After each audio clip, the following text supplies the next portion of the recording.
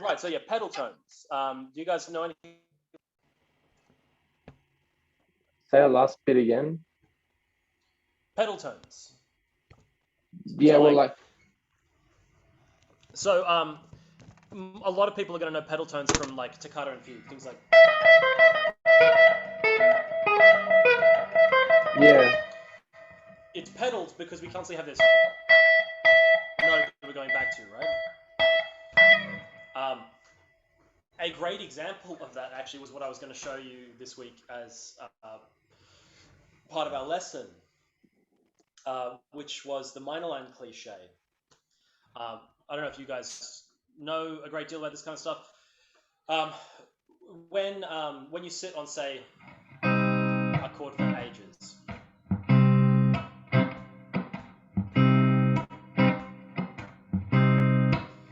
and then we go down to the fourth chord. So it's a bit like a blues, right? Wonderful. One of the most commonly used options for all of this is to do a chromatic line from the root note down, right? Because we create this chromatic line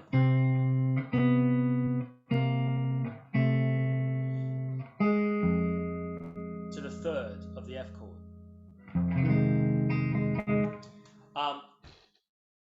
So, like, we could treat that like a kind of a pedal tone in a way, like.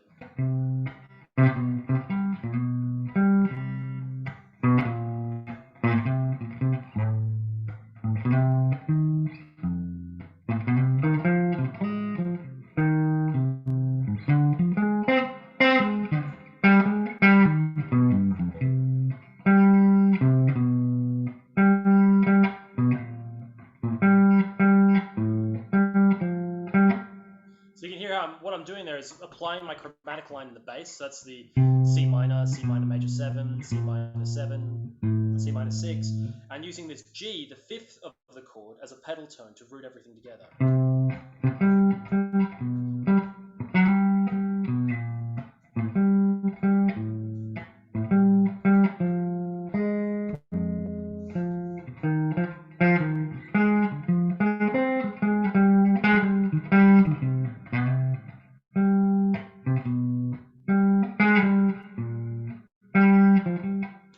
So that in that sense, the G becomes the pedal tone. So repeated notes are okay in and of themselves, but they are used for specific kind of contexts. You know, in that sense, the fifth of the chord is actually kind of still grounding us in C minor as the whole time. So this week, I sent you guys out 2 files. So you guys got, where is it based? You guys got the thing that the guitarists are doing, lesson 3 guitar workshop. I've included it here so you can read it through and think about certain concepts. So there's a couple of concepts that I really want to hit from this lesson in yours as well. Essentially what it does is it takes a bunch of chord tones and one extension and it makes a melody out of that for each of the chords. If you can open it up, just so you can see that melody on the second page. Yeah, it's the top of the second page. Right.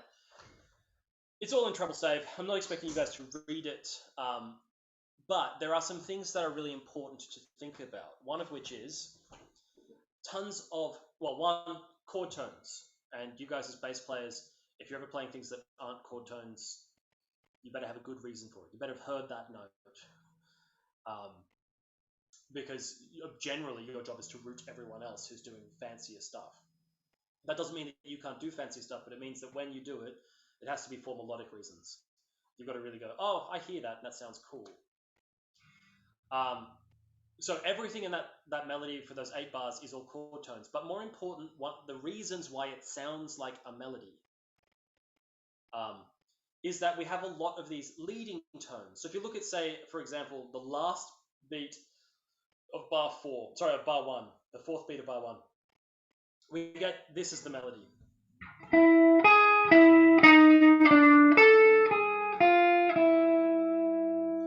All right. Why does that sound melodic? Well, after we've played this, if I stop there, the note in your head is the melody announced the next chord. It announced where that note is going. In the same way that if I play this, the leading tone, and we're talking about leading notes and leaning notes, that leading tone announces C major. Or that's the C root note. Right? So you need to set up melodies and bass lines that do this thing. All right? You're probably already a little familiar with it with, you know, the 101 Guide to a Walking Bass. If we take a chord progression, bass line, you know, the bass line equivalent of a box step. And I'm sure we all get bored real quick, so we could.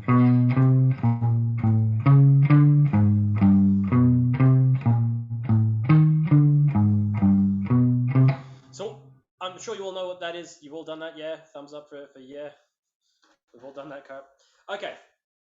Why does that work? Those notes are all out of the key signature. You know, C sharp is not in the key signature of C, but damn, it works.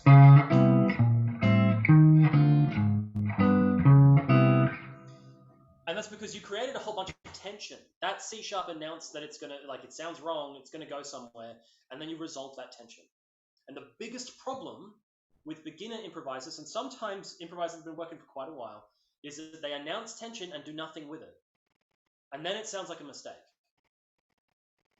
Right? If we just play the tension notes,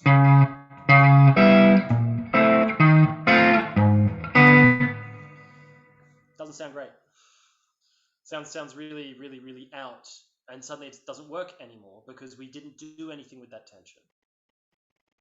So when we're going between chords, we want to look for areas to create tension and areas that are chromatically close to one another.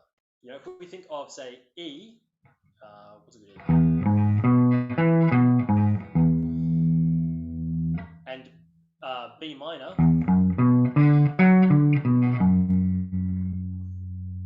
All right, there's not a lot of things that are really close between those. So we might make something closer between those two. It doesn't necessarily matter what, as long as we resolve it afterwards.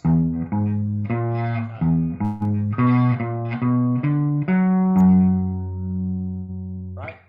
Flat 5 in the key of E major is an interesting decision. But it works there because I resolved immediately out to the B minor and acted as a leading tone for the B. All right? A good exercise for you to do, which will be more on what we do later in this lesson, would be to take some simple chord changes and find out where the closest changes between them are. Like if you take a blues, well, between chords 1 and 4, there's a really obvious one here. Right? That's the third of G to the root of D.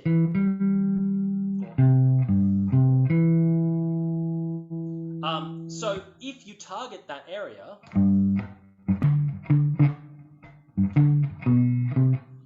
that sounds cool. If I play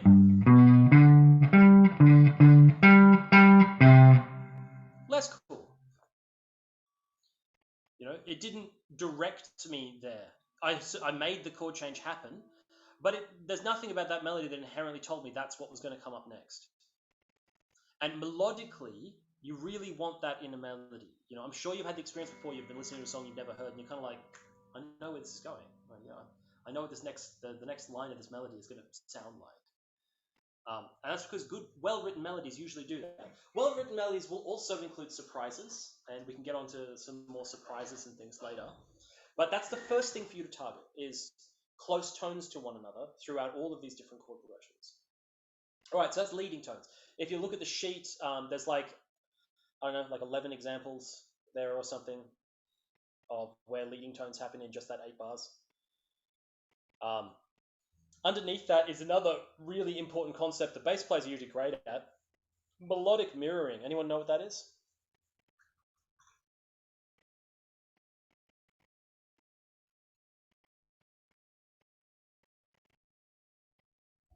No ideas?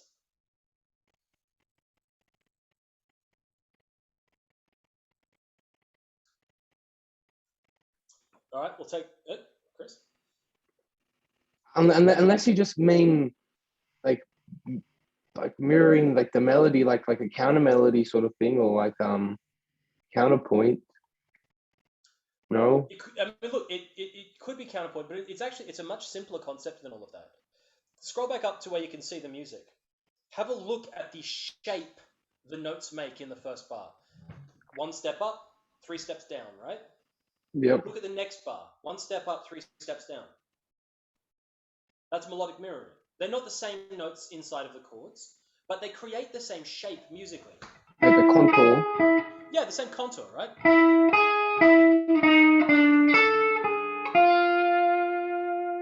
Right, we have this kind of leap around, this initial leap and then a descend. An initial leap and then a descend. Next 2 bars. Next 2 bars are almost the same. If you look at that contour, there's like a leap down, then a leap up. And in the first bar, it steps down. In the second bar, it steps up instead. That could be what we consider the surprise, right? That's the variation. We might have expected the 2 bars to go something more like this, which would be directly mirroring each other. All right? Furthermore, if you look at the A minor major 7 bar, and then look at the E major 7 bar, the contour again got a leap down and then some steps up, right? Melodically, that's relatively similar.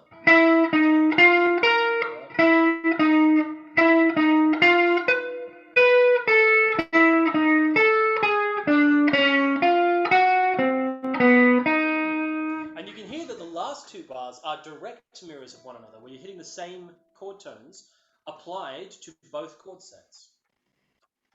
This is something you need to think about, and you'll probably find is already being really distinctively drilled into you from playing bass lines. If the first part of a bass line does this, almost damn sure the second part of the bass line goes.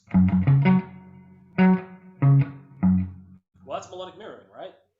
They sound very, very similar. It's the same kind of intervallic pattern. It does not have to be that verbatim. It could be just a rhythmic feature. Like, you might be on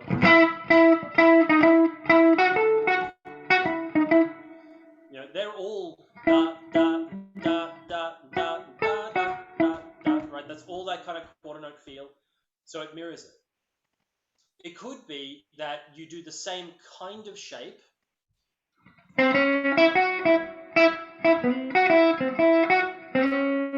right? Melodically, they're very similar. Okay?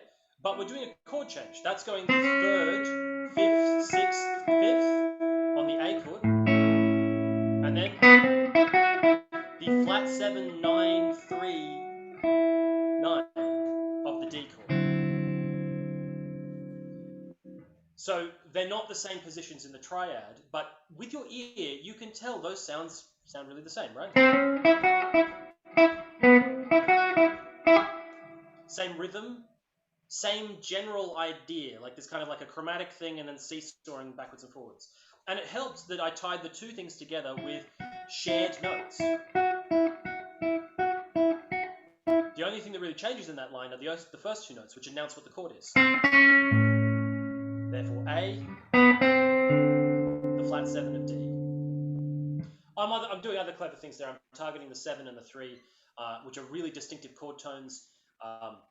Definitely you should learn to think about and target 7s and 3s. They're extremely descriptive. That's pretty much all you need in order to play a song is the 7 and 3. You don't need the roots or the 5ths. The great example of that is you take a tritone, and you can play a blues with a tritone.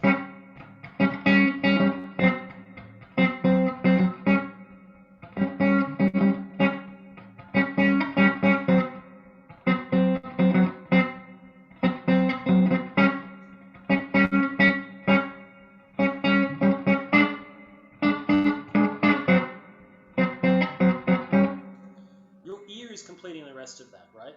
The 7 tells you it's dominant, the 3 tells you it's major, and that's all you really need to know. So, well, you can do that with pretty much any chord progression, right?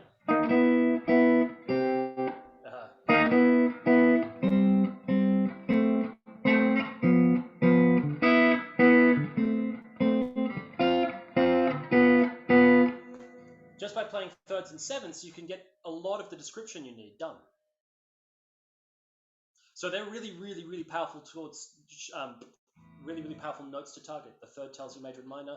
The 7 tells you whether or not it's dominant or major. I said major 7. Okay, so recapping. Leading tones. That's tones that are close to one another.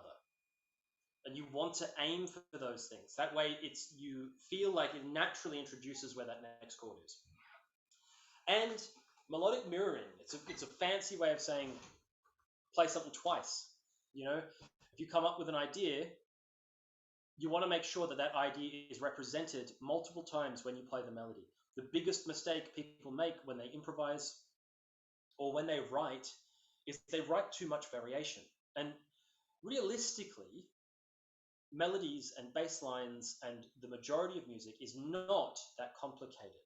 What makes complex music sound amazing is when it's understandable. You know, like, I'm sure if you guys listen to like avant-garde or freeform jazz, you have a hard time relating to how that's music in places. And you're not wrong. It is hard to relate that to music. It requires a huge amount of like oral training to really understand what's going on there and understand why what they're doing is clever.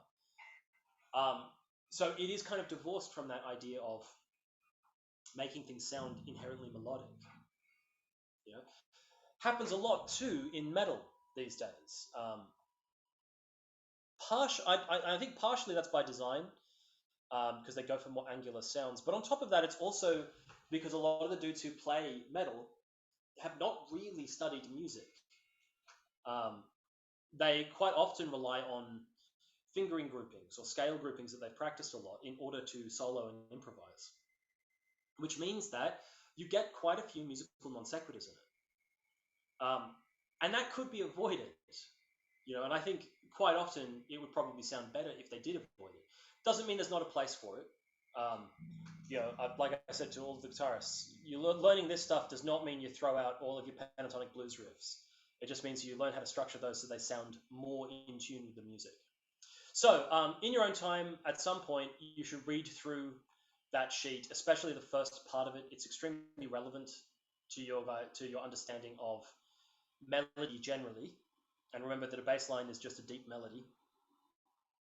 But onto where it says, there's the lesson 3 bass ... All right, chord progressions you need to know and recognize. All of these chord progressions are things that I hear coming back at me in all kinds of music. Honestly, it does not matter. Doesn't matter what genre you're listening to. You will hear these things over and over and over and over again. So, starting at the top, 1 to 5 or 1 to 4. All right, some songs are literally just these 2 chords. And as an improvisational technique, you should try wandering between them. And this kind of comes back to where we started that lesson, Chris, with if we take 1 to 5, you know, and anyone got a key they're particularly familiar with?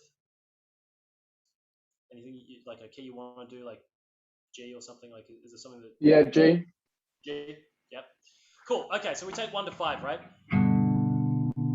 G to D. Now, if it's a 5 chord, we can add the 7. So let's think about the 7 as well.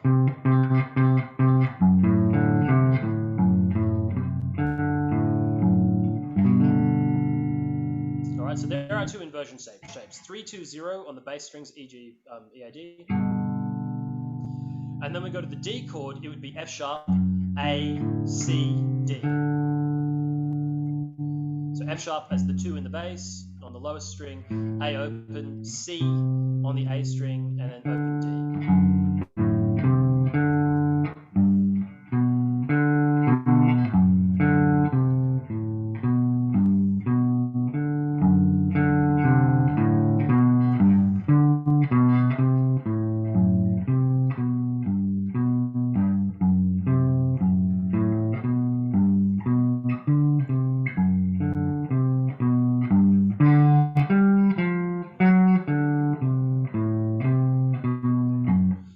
right? So you can hear how just wandering between some of those notes, looking for those places where it's a semitone apart, it starts creating some really interesting kind of music. It sounds kind of classical to me every time I play it. Simple way of starting with that exercise, an improvisational exercise, go up and down the chord. All right, I paused on this note. Where's the closest note from the D chord that I can go to? The C? C? C is definitely the closest one. So let's try that.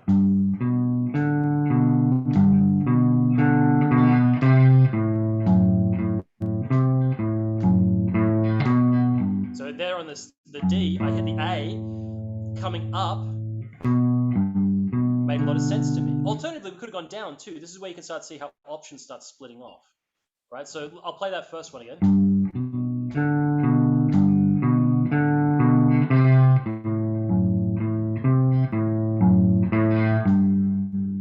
Right, I could have come down to the tonic, or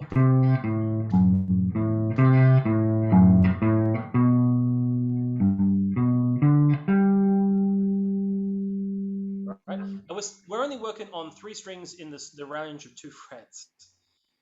All right, this is an exercise which gets bigger and bigger and more interesting the more of the neck you allow yourself to cover with it.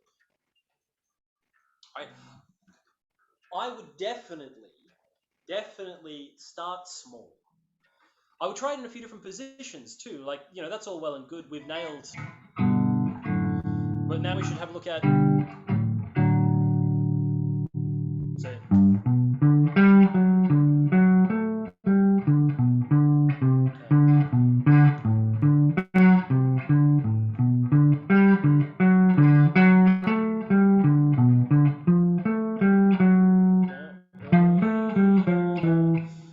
change chord.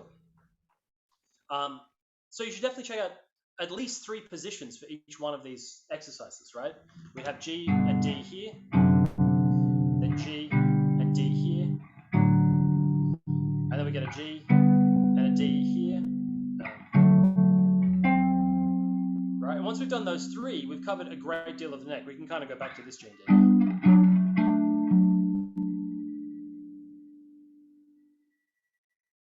All right. And that's just on those positions in those areas. Obviously, the next step past that point would be, okay, well, I can do it in 3 positions, so can I do it in all 3 positions? Like,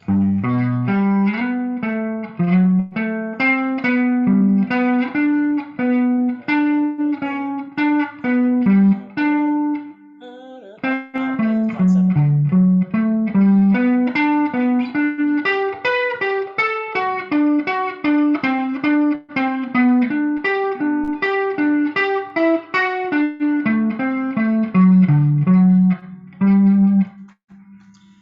Using your ear, you're always trying to direct where the resolution of that line would be. If you just play a G arpeggio,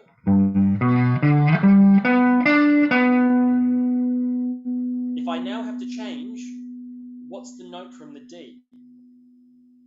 Right? Could come up to the flat 7. Could have come down.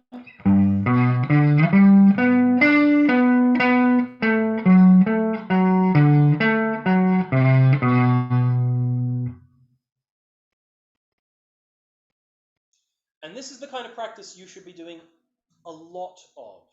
And Chris, this is kind of what you were saying that you were kind of zooming back in to focus on at the start. So is that similar to kind of what you were doing? Yeah, no, 100%. Yeah, and I think because I wasn't even like consciously thinking about adding in the inversion shapes, like having that in there as well, like moving around, it just makes everything more clear, Yeah. So I would start off with, coming back to the things that we've talked about in class.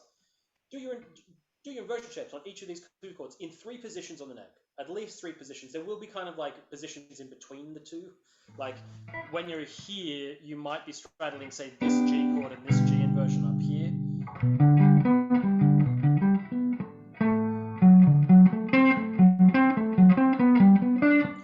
Like it kind of naturally migrates after a while. Yeah, I get it. A really cool exercise to do with this, which is a totally other way of thinking about it. All right, Chris, play me a G arpeggio for a second. Okay, no major sevenths, just G, just plain G, 1, 3, 5. Okay, what you do is you then throw in a flat 7. Hold on, have I got original sound orchestra enabled? Because your bass is cutting in and out. No, mine is. Can you go up an octave? Just I think there's the telephone feature, which is like. Okay, so start on G.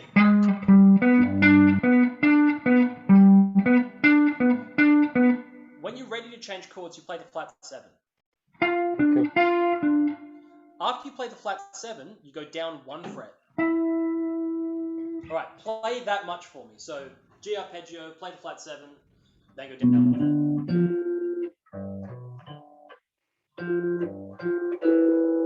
fret. Okay, you are now on the 3rd of a new arpeggio. Play that arpeggio.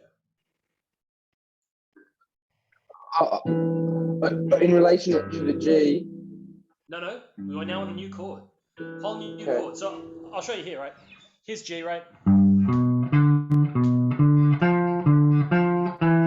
Here, this is the 3rd of a new arpeggio, which is going to be C.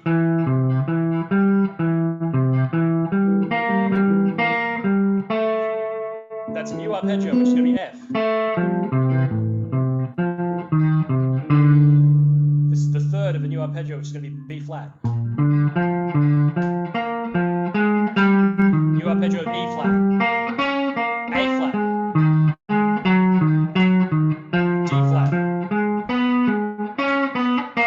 F sharp. B. G. E3. C on E to just give yourself a bit of space.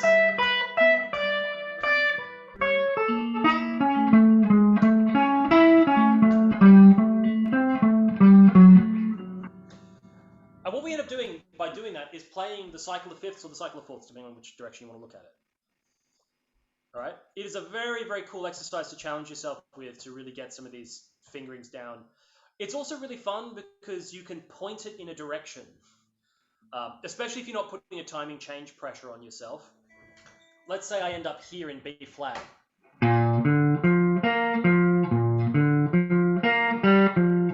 Right.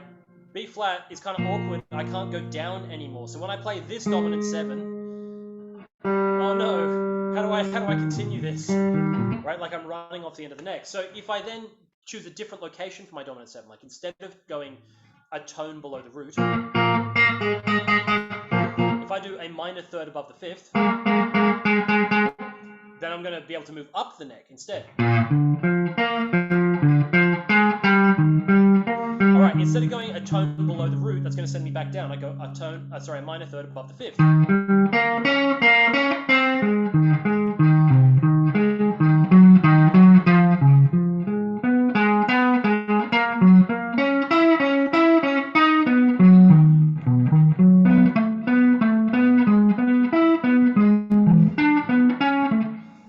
Eventually, I'm going to run out of room coming back up, and I've got to start heading back down, right? It's a fun game to play with yourself to go, how long can I keep this going? And realistically, it should be kind of ad infinitum. It should just be once you lose focus, that's when everything will fall apart. Have a quick go at that, guys. So the idea, major arpeggio. When you want to change chords, introduce the 7th. It doesn't mean that you have to play the 7th once and immediately change.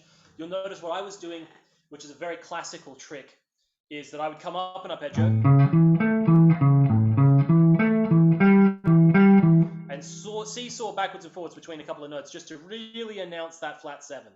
The good thing about that is it's like while I'm doing this, I'm thinking, oh, okay, well a fret below this is my 3rd. I know I'm going here. Okay, so 3rd. That triangle shape's going to serve me for it. Give it a quick whirl. And maybe write it down as an exercise. It's a good one to have under your fingers.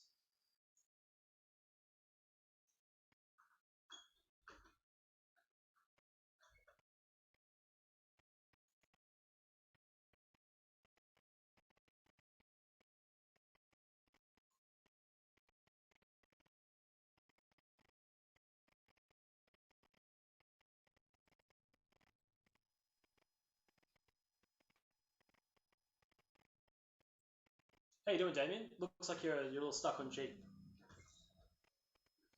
Yeah, so I know when you go from G, Yeah. then then are you in C? Because the neck, do you try to go when you get to the top of the neck? Do you try to get back to the bottom or? It doesn't really matter. It's going to be limited entirely by your chord knowledge, right? Like if you get stuck on the top string and you're on C, well, you could go right, and that would all be C. That's all stuff that works great on C, and then you could introduce your 7 here. If you didn't know all those shapes coming up the neck, then you are kind of stuck in a way. If you're on C and you're down here, sorry, right? You need to introduce the 7th some way. So the 7th could be here, or it could be here.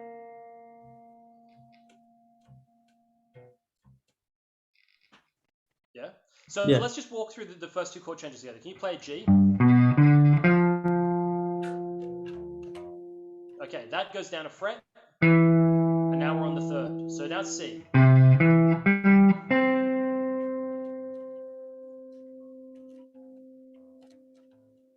So we're just going to plain C triad to C, E, G, C.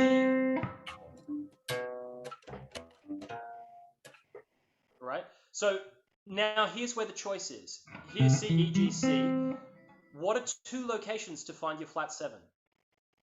The one that I'm sure you know is a tone below the root, right? Yeah. Yeah. That's one location, but what about a minor 3rd, 3 frets above the 5th? Right? That's the same note. So if you did your arpeggio and you went to this 7, you'd end up going down the neck to an F chord, right? If you went to the other 7, you'd end up raising the neck to this F. And then again, with this F, you have the same choices. If I go down from the root, then I'm heading back down the neck. If I come up from the major, if I come up from the 5th by a minor 3rd, then I'm going to come up the neck. So it's really an exercise in citing where those 7s are going to be and how those 7s resolve down to 3rds, i.e., perfect cadence. So start somewhere else on the neck. Go up to C near the 8th fret and start there and show me a little bit. Yeah. Walk through it real slow. Don't try to do it at a pace or anything. Just go like, here's the major, here's the 7, fall down a fret. Okay, what arpeggio am I on? Okay. You want flat 7. Flat. Okay, now back 1 fret. Now you're on the 3rd. So what arpeggio has the 3rd here? Good news for bass is it's always that same triangle shape. If you're on your first finger and that's the 3rd. Yeah. Everyone's so you went. So it's going to be, that little basic shape of an arpeggio on the bass.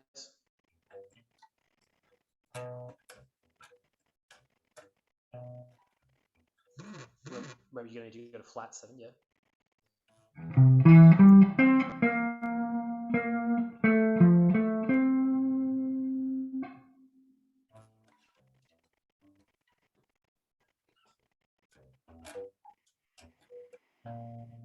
Yep, fall down a fret. Now you're on the 3rd of a new arpeggio.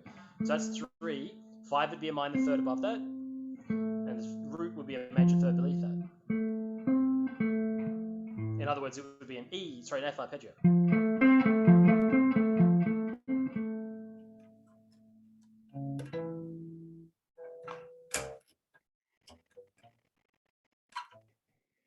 So you sit there and you go a minor 3rd up with your pinky. So that's 3 frets. No, 3 frets. Just 3 frets higher on the same string. Nope, that's 4 frets.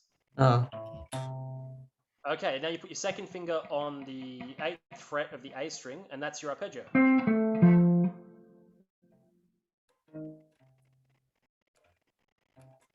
Yeah, there you go. That's an F7 arpeggio.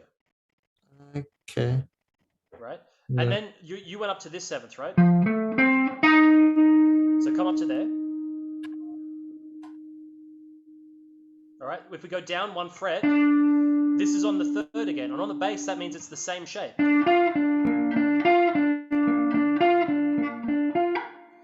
Here is where we might be a little stuck though, because how do we find a 7? Right? There's no convenient 7 on the next string in this position.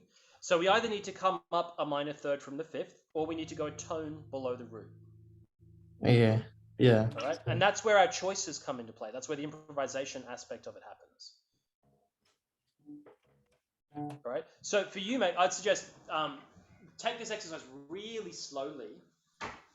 And you can even sit there with the cycle of 5ths in front of you, or the cycle of 4ths.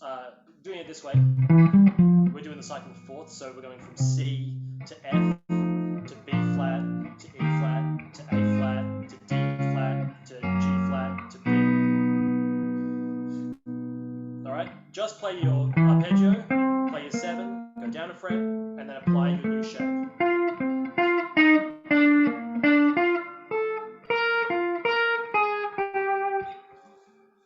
Alrighty. So that was just the first one. 1 to 5 or 1 to 4. 4 to 4 minor. Alright, so if we're playing a song.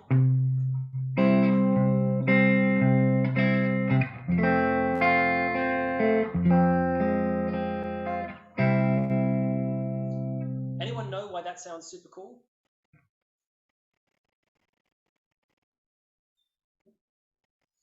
It's because on the F chord, the 3rd is A.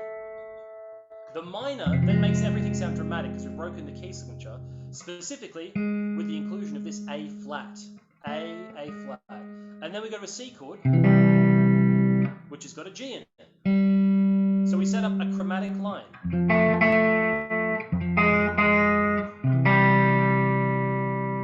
Which makes the voice leading very powerful across those 2 chords. It's also great because it's quite distinctive on your ear. You should be able to hear the difference between an F major and an F minor rather starkly, right?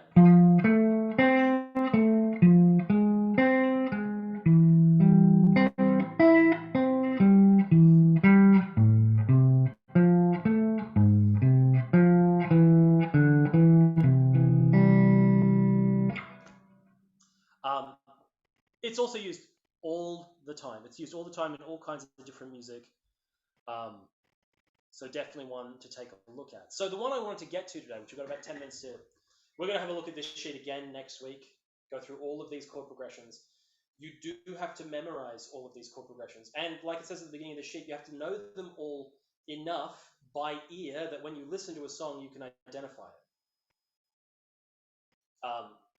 The good news is, they're used all the time. So major and minor line cliche. So when we talked about 4 to 4 minor, we talked about creating a chromatic line that made the chords sound more interesting. Well, in a major or a minor line cliche, quite often what the problem we're presented with is we've got ages of the 1 chord, right? If you think about a musical like Chicago or something, they'll do something like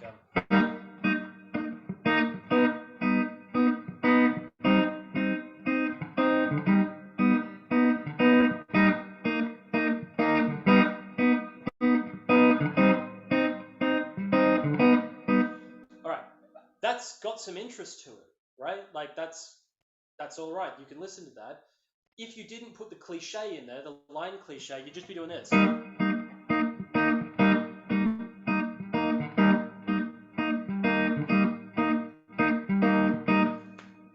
Which sounds very much like some kind of orchestral vamp, but very, very, very bland.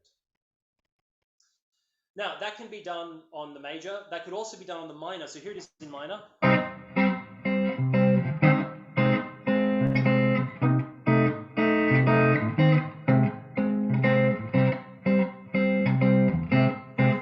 Anyone recognize that?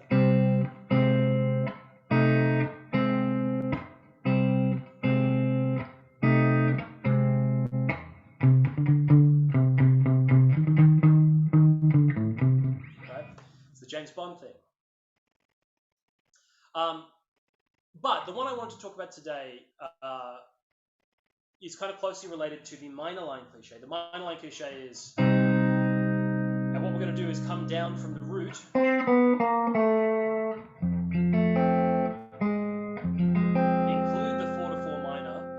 come back to C minor. So it's just a chromatic line. C, C on B, C on B flat, C on A, C minor, I mean, to an F minor. All right? This falling line, a falling sensation in music is really important. Quite often we like it. We like it quite a lot, which is where we come down to the next chord progression, the Andalusian fall. The Andalusian fall is, I'm sure you'd all know it as the flamenco progression.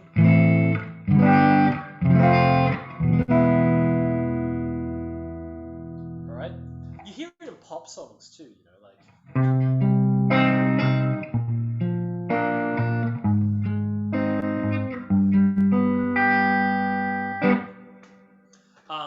It's a cute chord progression. It blends natural minor with harmonic minor. Right? The natural minor is the G, and the harmonic minor is the G sharp, which is present in the E7. And that E7 creates powerful voice leading back up to the A minor, which is why we can hear that progression kind of ad nauseum. Like we can just hear it on cycle.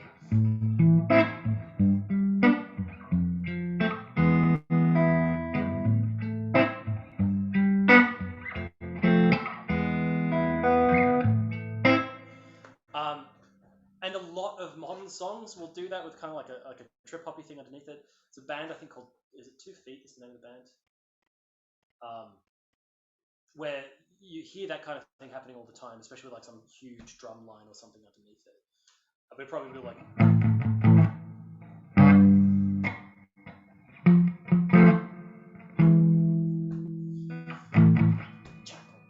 Right? And from there, we get to what's called the jazz fall, which is one I wanted to give you guys an exercise on. So the jazz fall is like doing the Andalusian fall, but instead of doing stepwise motion, so here we have A minor, right? Stepwise to G, stepwise to F, chromatical stepwise at this point in the scale to D. Instead of going straight to that, what we're going to do instead is go A, we're going to skip the G and go to F sharp. Then to F, then to E. I'm going to throw all the curveball and transpose this to the key of C because it's a lot more fun. In the key of C, we go C, over a minor chord, remember it's C minor. Then we go C minor on A, which we could call A minor 7 flat 5. Just so happens those two chords are the same thing. Then we get to A flat major 7, or we could call that C minor on A flat to G altered or G dominant. So the bass line that I want you guys to first have a crack at is this.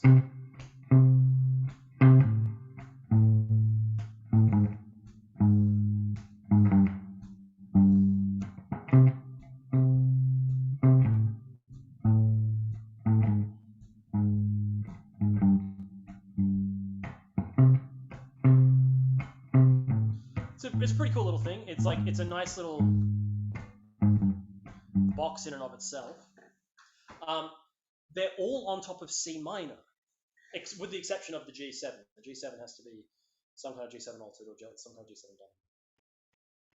So if they're all on C minor, we could apply, say, C minor pentatonic underneath all of that. And here's where an exercise I wanted to get you guys to, which is we can use part of a bass line as gospel, right? We can use that as all of our target tones.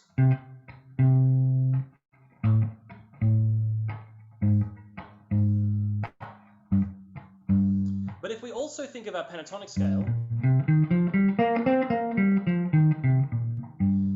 they become choices for fills.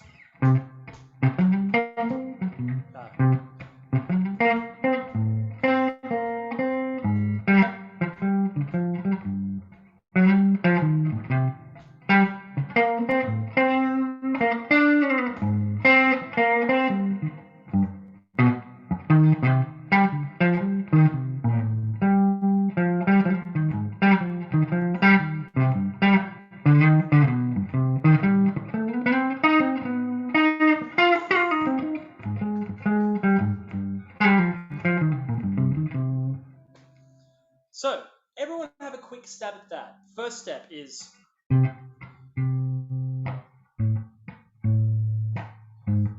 Alright. Next step might be just add one note as fill.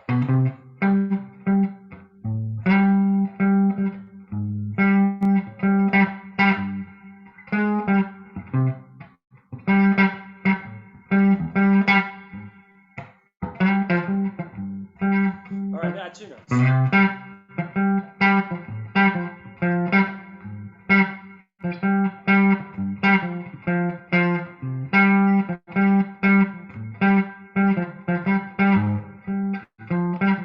Maybe three notes.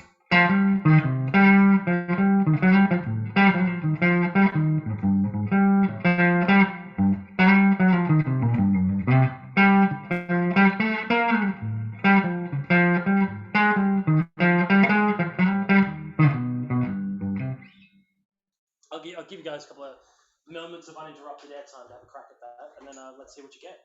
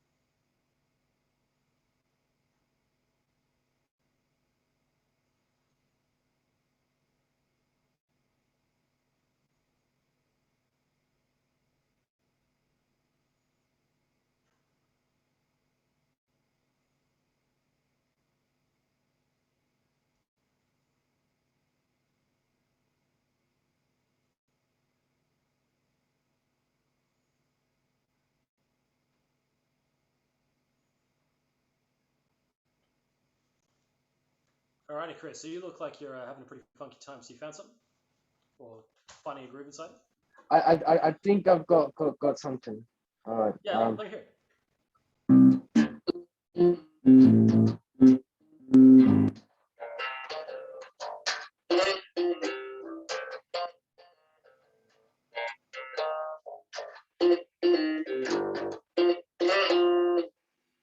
Yeah, definitely. So that's definitely a good step on the process. Another thing I'd include might be a blue note, right? So if you think of your scale between the F and the G here, we get the blue note, right? Yep. And that's so powerful. Like we have,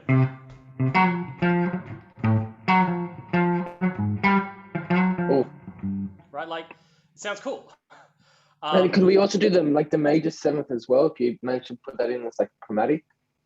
Yeah, definitely. You could approach it chromatically. I would be careful with the major seventh.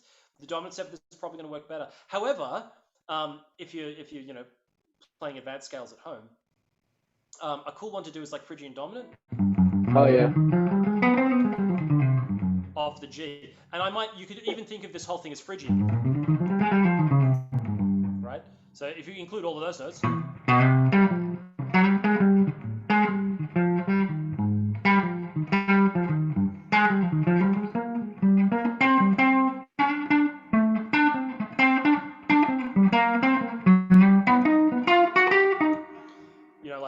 You can get a lot of extra range in it, and obviously not just in one position. Transfer it up into a different position. Do it in at least 3 places on the neck. Like it's always the same kind of advice. Yeah. This is just a slightly different approach, right? What we're using here is blues scale and Phrygian, and we're using the line that the music dictates as home base, and then embellishing on top of that. And this is really, really powerful for controlling how busy and fat a song sounds. And a guitarist is doing some really nice kind of something interesting and intricate. Quite often it's a great idea for sometimes the bass line to come up and do something more intricate around that. Especially if he's up here. If he's up here and you're down here, there's a lot of separation. So you could kind of use that as a creative tool to support people. You've been playing on the first verse.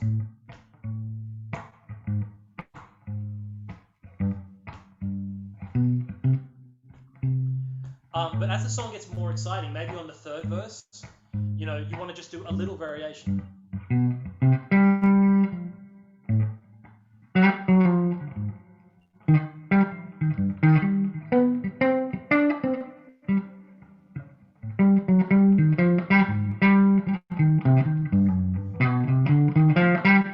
It's also quite a cool thing to give yourself a bass solo with.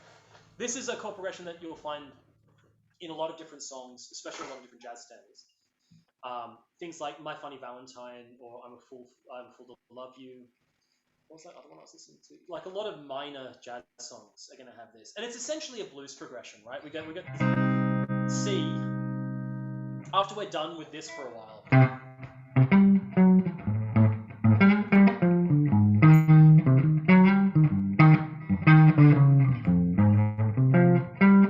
go to the 4 chord. 1. To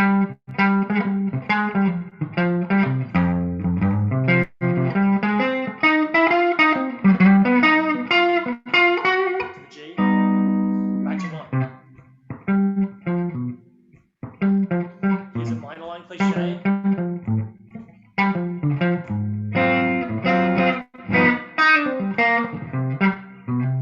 So there, in that one, as I came back after doing the full cycle, like you do the chorus cycle, you might go 4 ba da, 4 ba da, down to 1. 4 ba ba da da, 4 ba ba da da. Some kind of 5. If we're a jazz player, unlikely we're going to be happy with just a 5, so let's do a 2-5. And in that sense, it's kind of a blues, right? We spent ages on the 1 chord, then we go 4, then we go back to 1, then we go back to 4, then we do 5-1. But it certainly doesn't feel and sound just like a blues that you're super familiar with. So it's a really fun space to play in. It's fancy enough that you can kind of experiment and use extensions and use interesting scales, and also simple enough that you kind of can improvise with it. And that's the next thing after you guys start getting some of these chord progressions together, is this idea of your practice becoming, you pick up your bass and you choose 3 chord progressions and you string them together. And you just improvise. You just make music on the spot. And that is going to be some of the best training for you in order to figure out, well, extend your range too, because when you're just by yourself, you have a lot more options to be even wackier and put even more runs in. Obviously, restrictions get placed on you by everything else that's going on in the music, and that's true for every member of the band. Like if there is more stuff going on in the music, you have less scope to branch out and do more interesting things. But another cool thing about all of this is quite often you'll find that if you just have a song that sits here on the 1 chord for ages before going to the 4 chord, you could throw in a lot of these.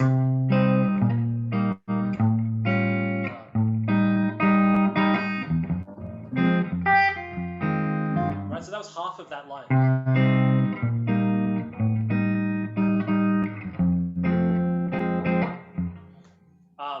And you can just use this as a framework to spice up something else that's going on. So what we're going to do next week, and I'll have to cut it off and run to my next class, is continue going through and looking at some of these things. This sheet ends in how to turn a blues into a jazz blues. I know that not a lot of you guys are, aiming to be great jazz players and blues players, but it's a great way of understanding how you can take a simple chord progression and turn it into something that is much, much more complicated. Through this idea of, oh, I'm heading here, so I could use this kind of rule, so I'll insert this into here. And that's been done in all music styles, from classical to everything else. So for this week, guys, I think making sure that you keep hitting some of the lessons from the previous weeks. All of this relates back to your triads. If you're not seeing your triads when you're practicing, then you need to slow down and work on those triads, because that's what's going to give you the right notes to be on and allow you to see all of the possibilities. And especially for bass, they are 9/10 of your home base. Now, what to do for your other practice, try the cycle of fifths thing we said. Remember, major arpeggio. You might need to write some of this down. Major arpeggio goes to the flat 7, then you fall to the 3rd. And then I'd like you to try using some of these line cliches, like the falling minor cliche, the Andalusian fall, and the jazz fall, And you treat them in the same kind of context. This idea that you have this line that is set in stone, and you play that line, but in the gaps in between, in the Andalusian fall, we might have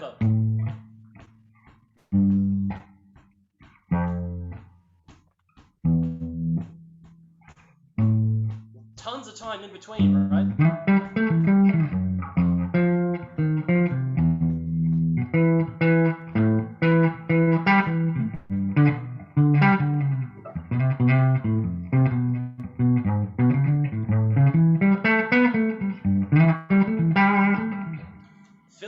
Fill it in with other stuff. Maybe someday you're working with a singer and a drummer. So it's going to be your obligation to fill in more of the music than just the bass player 101 stuff. And this is how you get there. It's a ton of fun too. So it's worth adding to your repertoire. Alrighty, guys. So, no questions? No, I'm happy. Cool. So make sure you take a good stab at doing this stuff this week. Especially anything where you're citing those triads. I included the jazz fall stuff as an idea, so that way you can use some of your other ideas, some of your pentatonic, some of your modal ideas. In order for you to have like a more interesting and more complex melody. And it's kind of two different schools of thought in a way. Like with the jazz fall, because those root notes are playing, we don't have to care so much about hitting chord tones all the time, because the root notes of the progression are what's giving us that chord change. So I can kind of do other things in between. And it's a little bit freer. You can also consider the rest of the stuff you do, provided you're hitting chord tones on the right beat. You could just fill it in with other stuff as well. Alrighty, guys. So, as always, more than happy to keep chatting about it. You want to send me some videos and chat about those videos, or you want to meet up and have a video chat, let me know. I'd be more than happy. No worries. Thank you. Alrighty. No worries, guys. Catch you next week. Thank you. Have a good one. Yeah, you too.